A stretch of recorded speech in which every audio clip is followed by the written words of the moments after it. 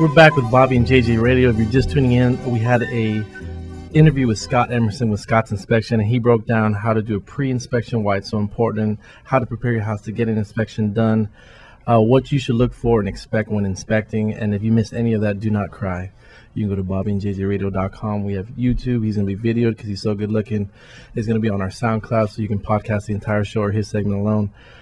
Our next guest, well, not really guest, this is my business partner, Bobby Cortez. Him and I are going to talk about what we do as listing agents, the trade group for sellers to prepare their house to get on the market. So, Bobby, what do we do? Let's talk about when a seller's like 3 or 4 months out and they call us up and they're just in the beginning stages of trying to get this concept to put their house on the market. Well, a lot of times we get that call, and it's usually several months in advance. They have the idea that they want to put their house on the market. Sure. Maybe they find out they're going to get transferred and they want to get their house ready, so they give us a call. Before I even go out there, I'm going to get a market analysis ready, get all my homework done, see what the neighborhood does, see what they sell per square foot, and we go out there and we look at the house and compare it to what else is sold in the past 6 months. If it's a couple months out, though, what we're really doing is kind of to make sure that they don't do too much to the house. There's been a lot of times, like right now, we don't talk about our clients, but we actually have a listing right now where a lady just did too much to this house just because of the particular neighborhood. She had granite countertops. Yeah, so if she would have stainless steel appliances. Yeah. She had backsplashes. She redid in every single bathroom. She knocked down walls. Yeah. She overdid it. She did. Because of the neighborhood, she didn't get all her money out. Yeah. So if she would have been in Alamo Heights, she may have gotten double for whatever money she would have put in. Sure. But because she wasn't, she took a hit. She took a loss. She didn't stay in the house long enough. Right. And if we would have, maybe been with her before she did all those renovations, we could have steered her in the way. I would have stopped her. Yeah. I would have tied her down. Like the guy in front of the tank. You just wouldn't let her roll over. Yeah. Because some neighborhoods can sustain granite countertops. Some other neighborhoods, they can't. And I feel that I tell sellers like this: if you're going to enjoy it, especially like a pool, if your family's going to enjoy it, then it's worth it. Because especially with pools and other stuff, it's just something that you're going to have either way.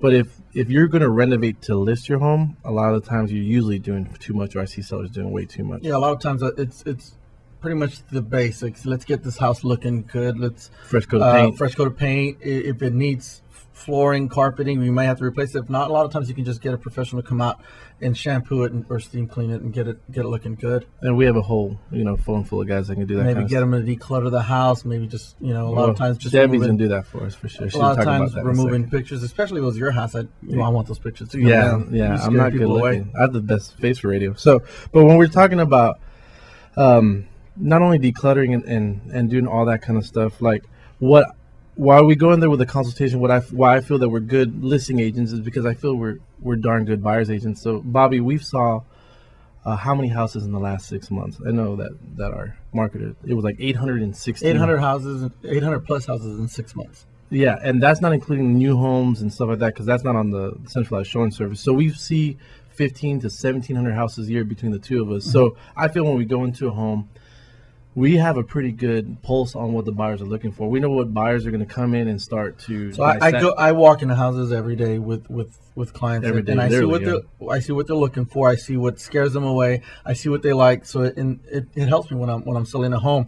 I know what people like. I know what a client's going to think when they see something. I know what they're looking for and what's going to help us sell the house. For instance, just recently we had someone that was looking for, like, the carpet was messed up in the house. I had a lady. I don't want to say her name. This was just last week. We go in and she liked the house and she saw the carpet was in pretty bad shape. It was really bad. They couldn't clean it. And she says, let's offer, $7,000 or $8,000 below because I got to replace all of this carpet. And I was thinking, are they shipping carpet from like Spain or Italy? Persian rugs? Is it gold lined? So I said, no. I mean, carpet's not that expensive. I mean, and honestly, they had a quote already uploaded, and it was $3,500. So more than double she expected to pay for the exact same thing. Yeah, because buyers don't know. They don't renovate houses every day. So when they see something small, like a fresh coat of paint, for instance, can change an entire listing, or a shampooing of the that's carpet. Huge. People always like, I gotta paint this whole room. Like, you buy a gallon, it'll take you 10 minutes. You can touch it up. And there's a lot of stuff that they either do too much or too little, I feel. And so we're there to consult them either way to make sure they do the right amount for the neighborhood and for the price that they're going to come out away from the house as far as the full net. Mm-hmm. Now, you talked about market analysis, but a full market analysis is pretty much what a desk appraisal is. that appraisers do from the bank. We sit down, we go back 6 months, we look at plus or minus 250 square feet of the current home. We don't want to compare Fiji apples to oranges. I'm staying in the same neighborhood. So if a lady calls me and she wants to sell her house, I'm only going to look at her neighborhood. I'm going to go back 6 months. I'm going to find Preferably 3. If I can find enough comps in 3, I'm going to stick to 3. If I got to go back to get more comps to compare it to, Comps means comparable comp properties. means comparable properties. I'm going to go back a little further just to get more houses to compare it to. But I'm going to stick to that neighborhood. I'm going to stick to 1 stories if her home's a 1 story. And let's say her house is 2,000 square feet. I'm going to stick to around 1,700 to about 2,200 square feet. And I'm going to find an average price per square foot of what they're selling it to. And then I'm going to compare it to hers.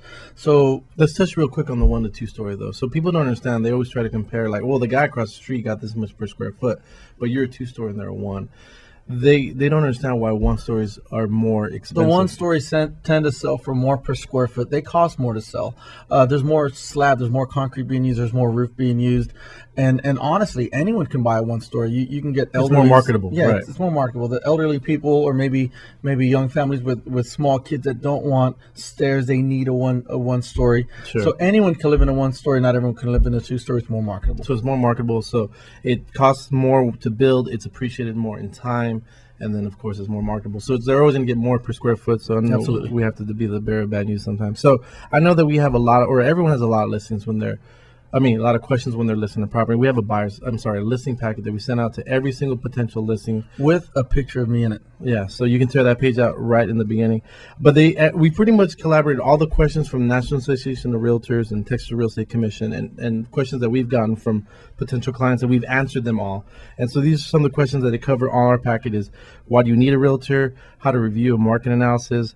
What kind of exposure do we do versus other teams? And let's talk about that real quick, Bob. Like, compared to other teams, I think we probably market more than anyone. I know that most agents do the 3 Ps. What are the 3 Ps, Bob? They put a sign in the yard. They put in the MLS and they pray. And they pray, yeah. And there needs to be a lot more than those 3 Ps especially in this aggressive market. We make sure that all of our houses are featured on Trulia.realtor.com, Homes.com, and Zillow. We make sure that it's in the Keller Williams magazine. We are all over social media. If we feel that it needs to be staged, we get a stager out there to get it ready. Yeah, Miss Debbie Boggs, yes. Yeah, if we feel that it may need a pre-inspection, we also get Scott out there. Mr. Scott, that's it. Yeah, and so we're going to cover everything in this listing packet, and we're going to send it out to anyone that wants to know about it. It goes over the sales disclosure, which is by far the most important document that any seller is going to sign. It's going to talk about how to prepare for showings, what to expect while you're showing a house, what happens once you get an offer, how to negotiate different terms of each offer, what's important to negotiate the most important thing is after you accept an offer, what the timeline is of what comes next. Like we talked about the inspection period with Scott. There's also a survey period, homeowners association documents, surveys, title. It's going to cover every single step by step from beginning to close. So if anyone wants this information, they can text the word or get a free market analysis from our team, which would cost about $500 if you're doing a regular appraisal. You can text the 3 letters CMA to 210-367-6024. Again, that's 210-367-6024. Or you can look us up at bobbyandjjradio.com or thetradegroup.com. We're going to take a quick break to talk about or ask Mr. Credit, which is Adam Hetrick's segment, real quick, and we'll be right back with Debbie Boggs. She is probably the best agent in San Antonio. She's talking about vacant homes and houses that have furniture in them, and how she's going to help you get your home ready to look as best as humanly possible to get the house on the market. You listen to Bobby and JJ Radio. We'll be right back.